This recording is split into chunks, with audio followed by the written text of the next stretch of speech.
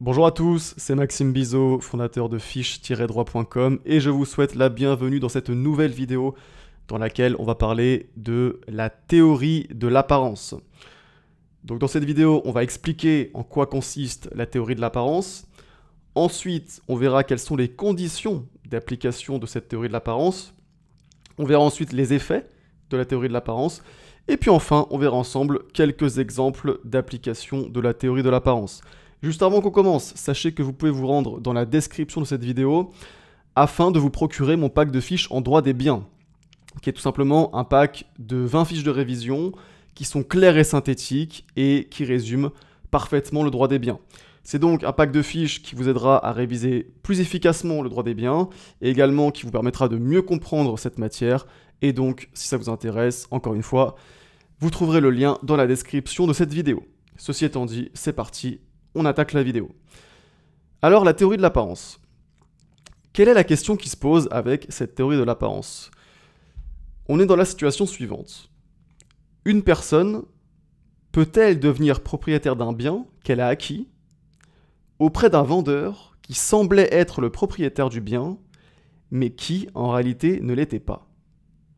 Autrement dit, qu'est-ce qui se passe dans le cas où on a une personne qui semble être le propriétaire d'un bien, on a une personne qui a les apparences du propriétaire, et on a un acquéreur qui achète le bien à cette personne, trompé par cette erreur.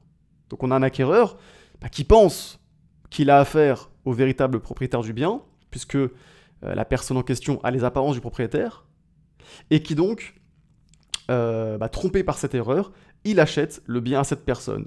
Et donc cet acquéreur, il pense légitimement qu'il est devenu le propriétaire du bien, puisqu'il pense qu'il a traité avec le propriétaire.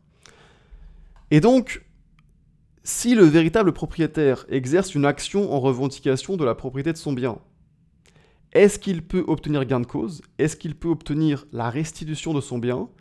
Ou bien est-ce qu'il faut considérer que l'acquéreur est devenu le nouveau propriétaire? Eh bien, dans un tel cas, la théorie de l'apparence, qu'on appelle également théorie de la propriété apparente, pourra trouver à s'appliquer. Et en application de cette théorie jurisprudentielle, puisque cette théorie elle a été construite par la jurisprudence, eh bien, si l'acquéreur ignorait de bonne foi que le vendeur n'était pas le propriétaire du bien, et si cette erreur aurait pu être commise par tous, si cette erreur aurait pu être commise par tout le monde, eh bien on considère que l'acquéreur acquiert immédiatement la propriété du bien.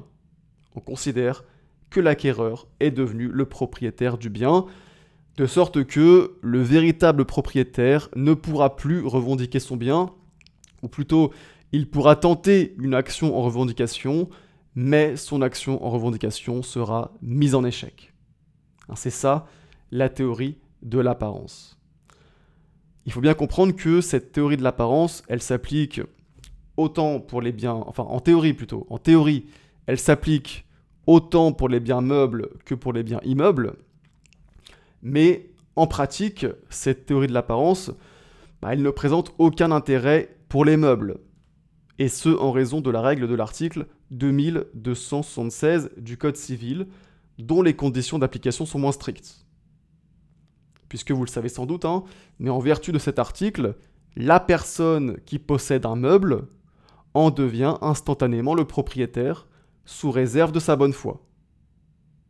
Et donc, il suffit que l'acquéreur d'un meuble soit de bonne foi, c'est-à-dire pense qu'il a acquis le meuble auprès du véritable propriétaire, et donc il suffit que l'acquéreur d'un meuble soit de bonne foi pour en devenir immédiatement propriétaire. C'est-à-dire qu'en matière de meubles, la condition de la bonne foi doit être remplie, l'acquéreur du meuble doit être de bonne foi, mais il n'y a pas d'autres conditions à remplir. Il suffit que l'acquéreur soit de bonne foi et il acquérera donc instantanément la propriété du bien meuble. Et donc, il n'y a pas à remplir cette condition de l'erreur qui aurait pu être commise par tous. C'est pour ça qu'en matière de meubles, on privilégie l'application de l'article 2276 du Code civil, puisque tout simplement les conditions d'application sont moins strictes que celles de la théorie de l'apparence. Et c'est pour ça que la théorie de l'apparence s'applique surtout pour les biens immeubles. Alors maintenant, quelles sont les conditions d'application de la théorie de l'apparence? Pour que la théorie de l'apparence s'applique, l'acquéreur doit remplir certaines conditions. Première condition, l'acquéreur doit être de bonne foi, c'est-à-dire qu'il doit penser que celui avec qui il a traité était le véritable propriétaire. En sachant que cette bonne foi est présumée, et par conséquent, c'est au propriétaire originaire de prouver la mauvaise foi de l'acquéreur pour obtenir la restitution du bien. Et puis également, il faut savoir que la bonne foi est appréciée au jour de l'acquisition du bien.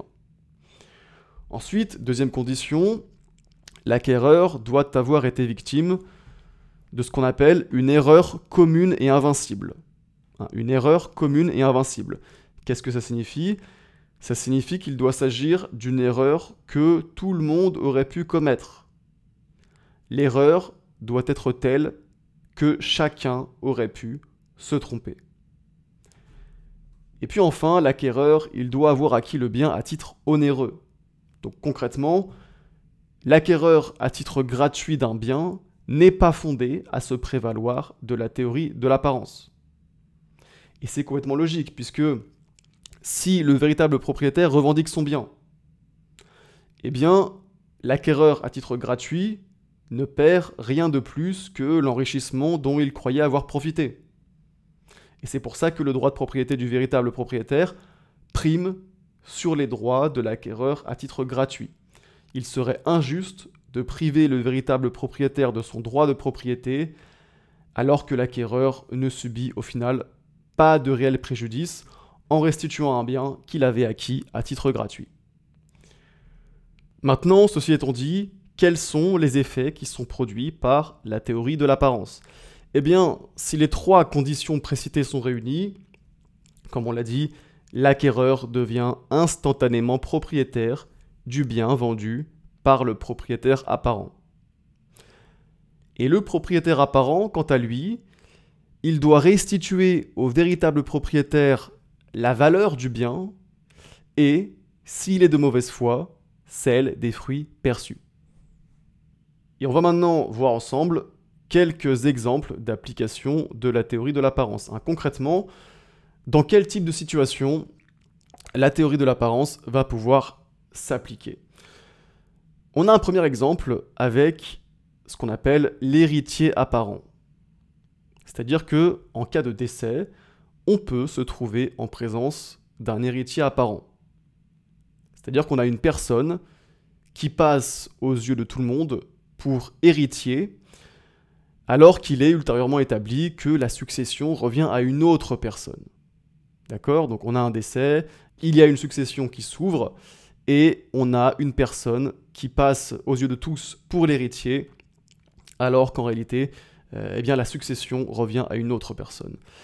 Mais toujours est-il que l'héritier apparent est vu par tout le monde comme le propriétaire des biens qui sont compris dans la succession. Et en vertu de la théorie de l'apparence, si jamais il vend ces biens qui sont compris dans la succession, eh bien on considérera que ces actes de vente ne doivent pas être remis en cause.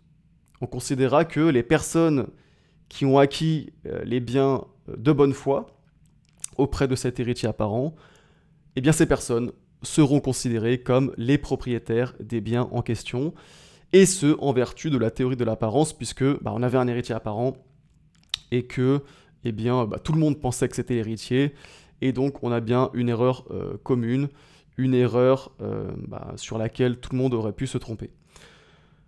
Un autre exemple, ça va concerner l'indivision. Alors rapidement, qu'est-ce que c'est l'indivision? Vous savez qu'en principe, un bien appartient en pleine propriété à une seule personne, mais dans certains cas, le droit de propriété sera exercé par plusieurs personnes sur un même bien. C'est ce qu'on appelle la propriété collective. Et le régime de droit commun de la propriété collective, c'est l'indivision dans laquelle on a plusieurs personnes, qu'on appelle les indivisaires, qui peuvent être propriétaires d'un même bien. Et donc, en cas d'indivision, on peut avoir on peut avoir un indivisaire, un seul indivisaire, qui peut apparaître aux yeux des tiers comme ayant la pleine propriété d'un des biens objets de l'indivision, alors qu'en réalité, eh bien, il partage cette propriété avec les autres indivisaires. Mais donc, dans un tel cas, si l'indivisaire vend le bien à un acquéreur de bonne foi, eh bien, cet acquéreur deviendra instantanément propriétaire du bien en vertu de la théorie de l'apparence.